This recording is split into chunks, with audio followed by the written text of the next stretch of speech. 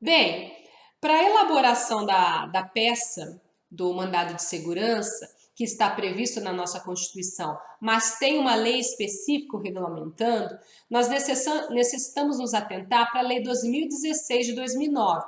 Logo, é indispensável que o candidato leia a Lei 2016 de 2009, principalmente para a formulação dos requerimentos. É o que acontece também com o habeas data. A lei específica do habeas data traz os requerimentos necessários, ou seja, traz um roteiro para a elaboração da peça inicial.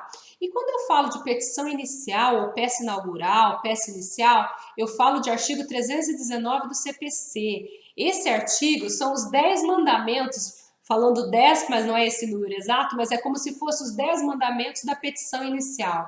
Esses mandamentos devem ser seguidos. Se você seguir aquele roteiro, não tem erro. São os requisitos essenciais que toda petição inicial deve ter. Então, se fosse para destacar algum artigo dentro do meu Código de Processo Civil, seria o 319. Logo, nesse caso concreto que temos, legitimidade ativa, impetrante, o titular do direito líquido e certo que está sendo violado aí, no caso, por uma ilegalidade, né, já que o ato aí é ilegal. Voltando lá no problema, fala-se que a lei não prevê o requisito de idade, é uma previsão do edital do concurso. E ainda que o edital de concurso seja a lei ali para aquele certame, ele deve observar a lei e a Constituição. Ele não pode contrariar a legislação, não pode contrariar o nosso ordenamento jurídico. Logo, nós temos que a legitimidade ativa aqui é do médio de tal. Legitimidade passiva, quem deve estar no outro lado, né? Quem é o impetrado? No caso, é a autoridade coatora, a autoridade que emitiu o ato. E o próprio problema já indica que o responsável pelo concurso é o governador do estado. Logo, é o governador do estado quem deve figurar no polo passivo. Pessoa jurídica que a integra é o estado, né? O estado X. Ato coator é o ato que indeferiu a inscrição do mévio e tal. No mérito, quais são os fundamentos necessários? Alegação de inconstitucionalidade do ato por violar o princípio da legalidade, o artigo 37 da Constituição Federal. Lembrando que os agentes públicos eles têm, em alguns atos, margem de discricionariedade, mas devem se atentar sempre à lei.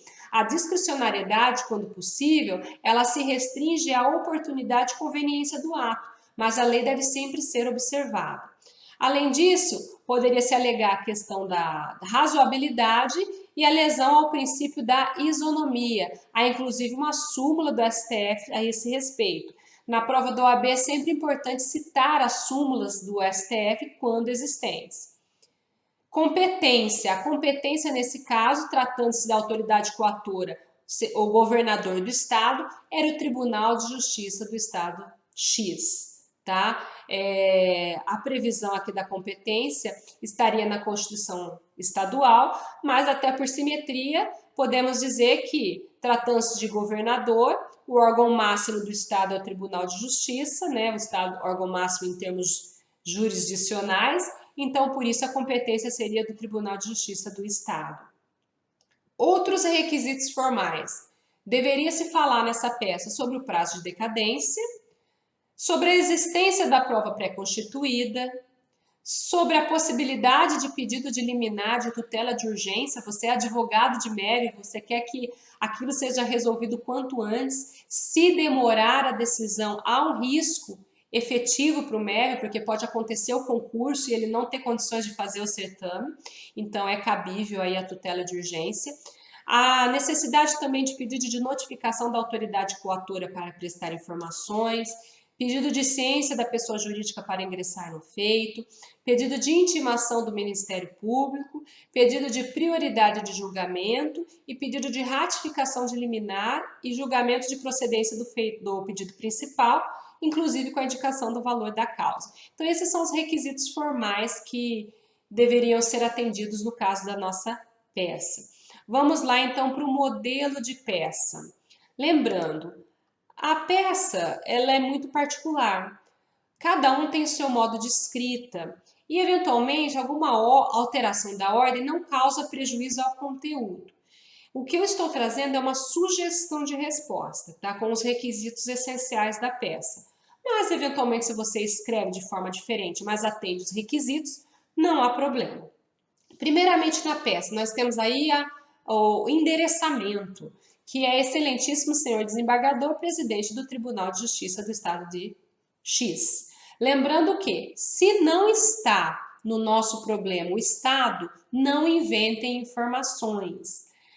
Qualquer informação que você agregue da sua cabeça que não esteja no problema, pode gerar a identificação da prova e a sua prova ser anulada. Tá bom?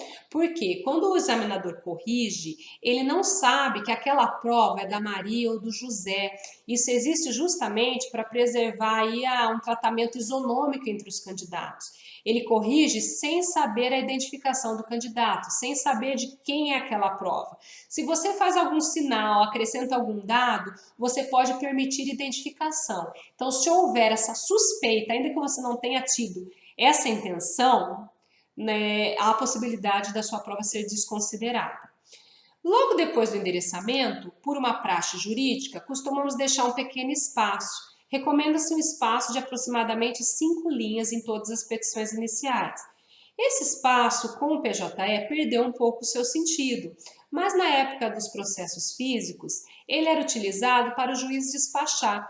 Então, o juiz usava a própria petição, muitas vezes, para despachar rapidamente, como um cite-se, um intime-se, um cumpra-se. Então, o juiz já utilizava esse espaço e despachava a caneta.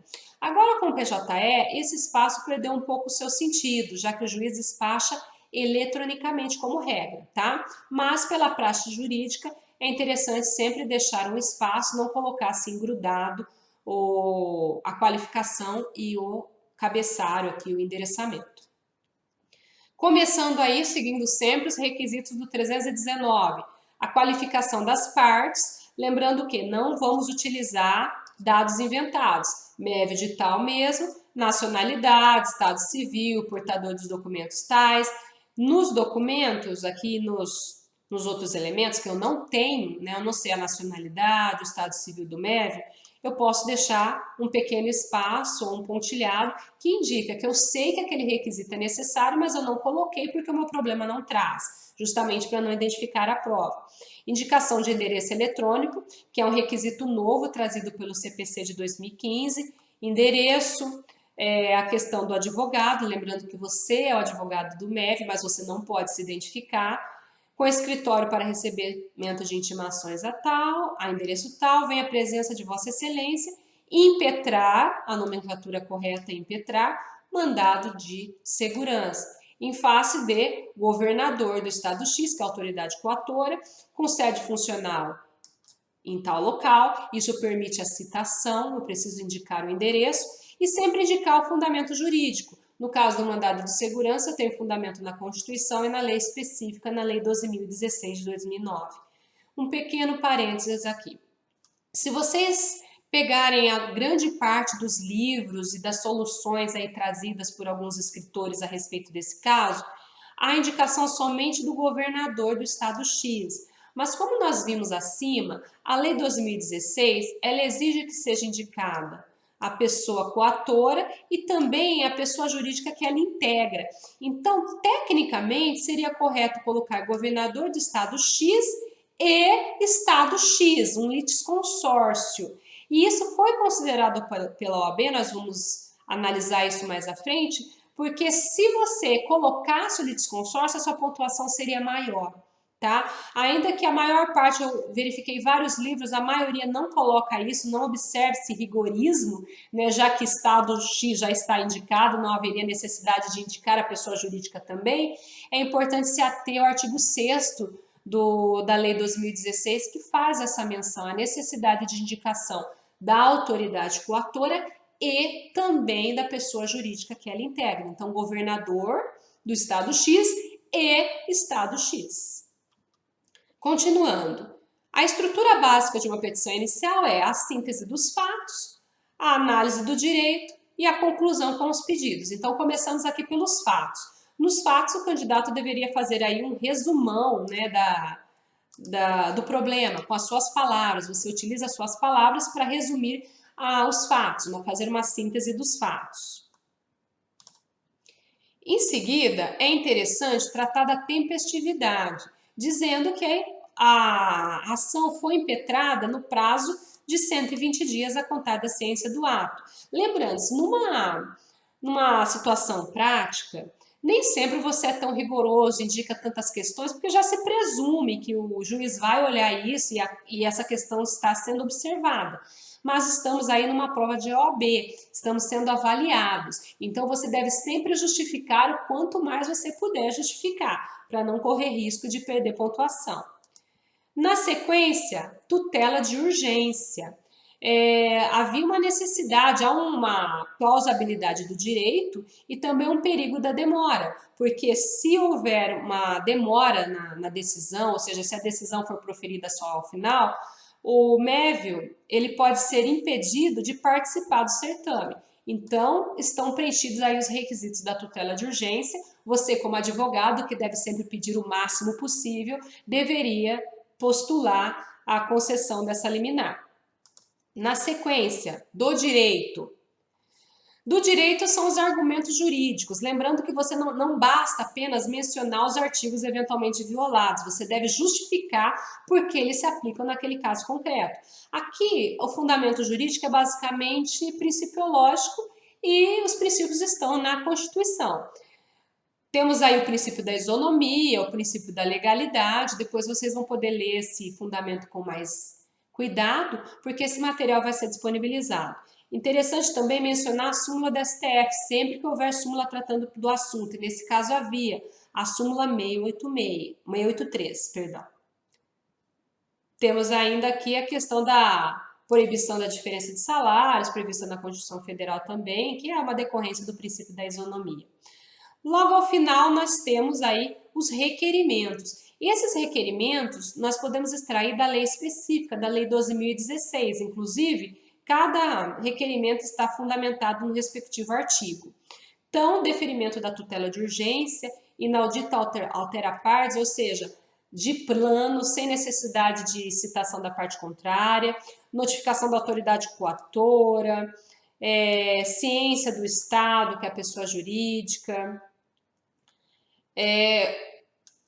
intervenção do Ministério Público, reconhecimento da prioridade de julgamento, lembrando que somente não passa, aí, vamos dizer, na frente do habeas corpus, que ao final a liminar seja deferida, seja confirmada, seja ratificada. Mais uma questão aqui importante, que toda a prova, por se tratar de uma ação de cognição sumária, né, quando falamos de mandado de segurança, não temos dilação probatória, toda a prova ela deve ser juntada à inicial, pois o direito é líquido e certo e não admite dilação. Não há condenação em honorários advocatícios e mandado de segurança. Atenção, não falamos em honorários advocatícios nos termos da súmula 512 do STF. E, finalmente, o valor da causa. O valor da causa sugerido aqui, somente para fins procedimentais, alguns falam que é para fins de alçada, para fins fiscais, é de R$1.000. Geralmente se coloca R$1.000 quando não há possibilidade de se quantificar economicamente aquele pedido. Nesse caso, qual é o pedido principal? O pedido principal é que a autoridade coatora permita que o MEV, o impetrante, faça a inscrição no concurso.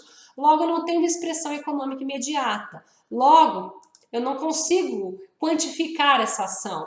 E, portanto, a indicação de R$1.000 para fins procedimentais é suficiente. Sempre deverá ser indicado o valor da causa, requisito essencial previsto no artigo 319 do CPC. Aí aquela expressão final, né, termos em que, pede deferimento, indicação do local e da data, o advogado e OAB. Importante, não assinar, não rubricar, não colocar número, não inventar, apesar de todos termos aquela ansiedade de colocarmos lá nosso número da OAB, né, nosso nome, assinarmos como advogado, ainda que de mentirinha por enquanto, não coloque, isso pode identificar a sua prova, deixe somente advogado e OAB. Aqui reforçando mais uma vez isso, o candidato não pode inventar nenhum dado que não tenha sido fornecido pelo examinador, como por exemplo o nome das partes, RG, CPF, CNPJ, endereços, número de OAB, etc. E por fim, para concluirmos aí a nossa correção, vamos dizer assim, ou nossa elaboração da peça, temos os quesitos que foram utilizados pela OAB para a correção. Então, os examinadores, por ocasião da correção da prova, se pautaram por esses requisitos. Então, aqui tem o quesito que foi avaliado, que deveria constar na prova, e os valores que são atribuídos em função disso. Primeira questão, se acertou a competência, poderia ter até um ponto. Se acertou a legitimidade ativa e passiva, ganharia 0,15 cada um. Se acertasse o litisconsórcio, mais 2. Fundamentação, tem até aqui, olha, bem delimitado o que deveria constar na fundamentação. Ofensa ao princípio da isonomia, ofensa ao princípio da legalidade, ofensa aos princípios constitucionais da administração pública. Se você colocar a mais, né, desde que tenha relação com o caso, não vai ser descontado ponto. O importante é cumprir o mínimo. Requerimento para notificação da autoridade coatora. Então, se fosse requerimento para uma, era isso, para a segunda, esse. Lembrando aqui que quem reconheceu o litisconsórcio, colocando tanto a autoridade coatora quanto a pessoa jurídica que integra, teria uma pontuação maior. Valor da causa, qualquer valor, né? Até ele se coloca aqui que não havia possibilidade de uma quantificação exata, logo poderia se fixar qualquer um.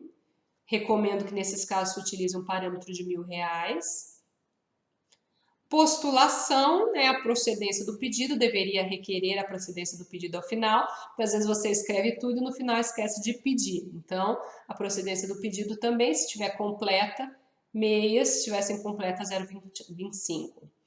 Requerimento de intervenção do MP, requerimento de liminar, com os pressupostos do fumo boni iuris e periculum in more. Ou seja, além de indicar que estão presentes os requisitos da fumaça do bom direito e da plausibilidade do direito também, você deveria indicar por quê, deveria justificar. Não basta, portanto, repetir o que a lei diz ou o que a doutrina fala. Você tem que relacionar com aquele caso concreto. Uma pequena observação, alguns doutrinadores, alguns escritores que fazem livros a respeito de correção de OAB, costumam colocar a tutela de urgência ao final, como último tópico do direito. Outros colocam de início, mas isso não tem muita relevância, não vai ser descontado ponto, tá bom?